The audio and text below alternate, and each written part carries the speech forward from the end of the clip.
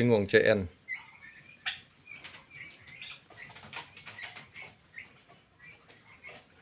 เคยงวงใจแอนเลือดลอยเด้อรุ่นนี้อายุเดือนปลายเนาะสีข้าวเด้อไก่งวงใจแอนเด้อพอพันธุ์นี้18-5 กิโลเนาะแม่พันธุ์นี้15-12 กิโล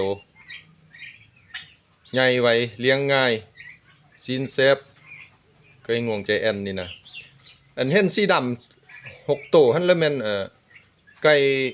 คงเขาจะเอามาฝากเขาบ่มีคอกไว้เลยก็เอามาเลี้ยงนำกันนี่คนละสายพันธุ์อันนั้นคงพี่น้องเพิ่นเอามาฝากของเฮานี่มันไก่งวงใจแอนเลือดลอยเฉพาะสีขาวนี่เด้อผู้ใดอยากได้แนวไปเลี้ยงก็ติดต่อมาเลยโทรหรือ WhatsApp 58509923เนาะ